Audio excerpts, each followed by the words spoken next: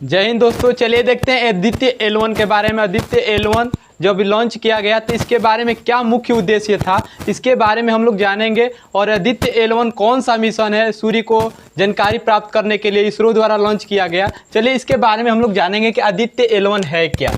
तो आदित्य L1, इसमें L1 जो है ना, आदित्य का मतलब आप लोग जानते होंगे कि आदित्य का मतलब होता है सूर्य, यानी सूर्य का क्या है, प्रवाची है। लेकिन L1 किसी को पता नहीं है कि L1 क्या चीज़ है। तो एल जो है ना, एल का मतलब होता है लैंग्वेज। क्या होता है, लैंग्वेज।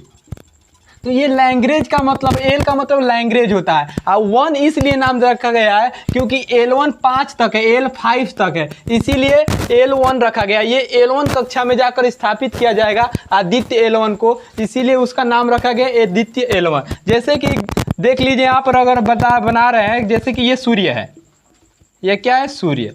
और ये क्या है, मान लो कि ये पृथ्वी है, पृथ्वी।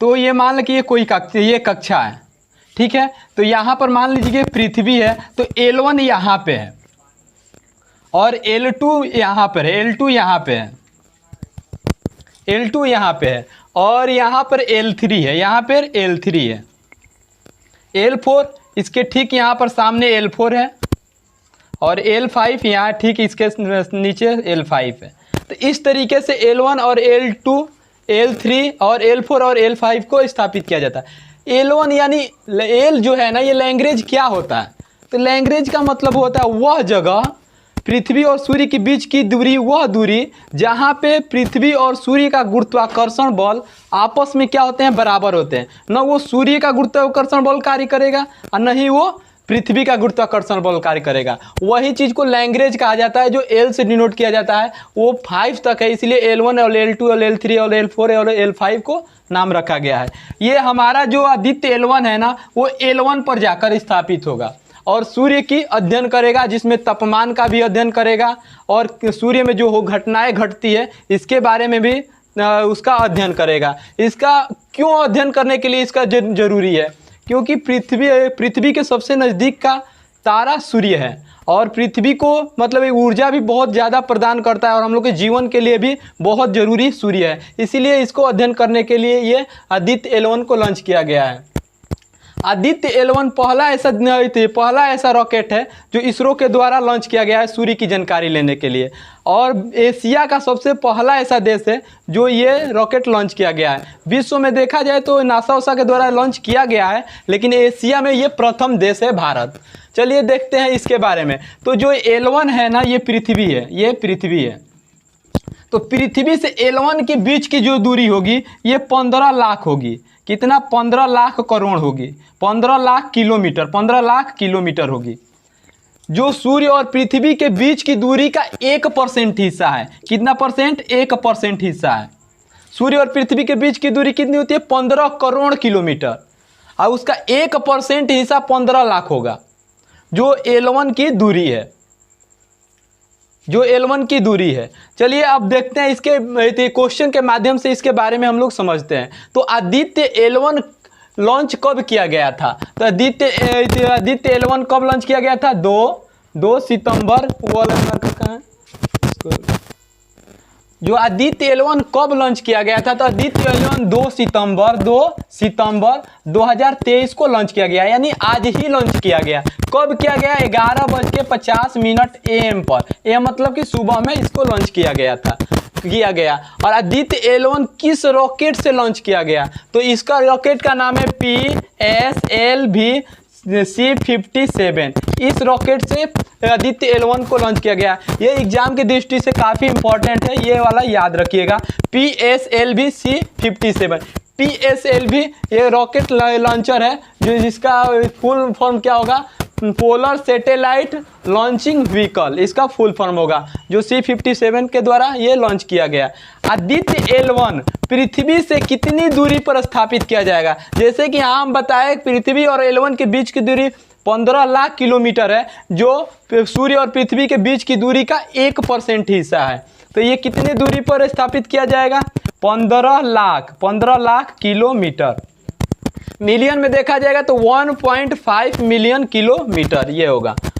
अगर आदित्य L1 लॉन्च करने में कितना खर्चा हुआ, तो इसमें लॉन्च करने में टोटल खर्चा हुआ 383.53 करोड़। 383.53 करोड़ इसको लॉन्चिंग में पूरा खर्चा हुआ आदित्य L1 में। अगर नेक्स्ट क्वेश्चन क्या है कि आदित्य L1 कितने दिनों में पहुंच जाएगा।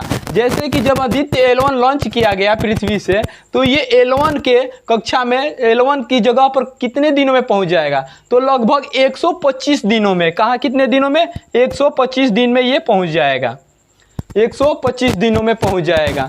अगर नेक्स्ट क्वेश्चन क्या है कि आदित्य L1 कहाँ से लॉन्च किया गया, तो आदित्य L1 सतीश धवन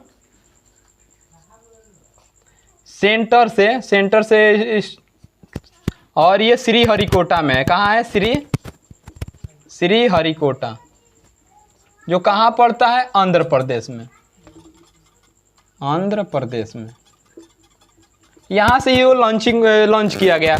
आदित्य L1 में कितने पेलोड है? पेलोड का मतलब कि वो अध्ययन करने के लिए कितने पेलोड उसको भेजा गया है, तो उसमें 7 पेलोड है। कितने पेलोड है? 7 पेलोड है। तो इस तरीके से आदित्य L1 के बारे में आप लोग जान गए। थोड़ा सूर्य के बारे में चलिए हम लोग समझते हैं कि, तो ये इसके बारे में चलिए एक बार रिवीजन कर लेते हैं आदित्य L1 के बारे में। तो आदित्य L1 कब लॉन्च किया गया? 2 सितंबर 2023 को। इसका टाइमिंग क्या था? 11:50 पे। आदित्य L1 किस रॉकेट से लॉन्च किया गया? तो PSLV polar satellite launching vehicle C57 के द्वारा लॉन्च किया गया। आगे वाला क्वेश्चन, आदित्य L1 पृथ्वी से कितनी दूरी पर स्थापित किया जाएगा?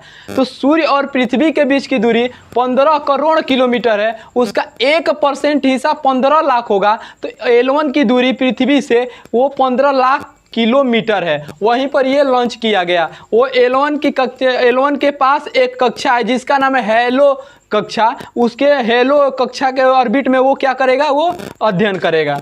आगे नेक्स्ट क्वेश्चन है कि आदित्य L1 में कितने खर्च हुए? तो 383.53 करोड़ इसमें खर्च हुए हैं।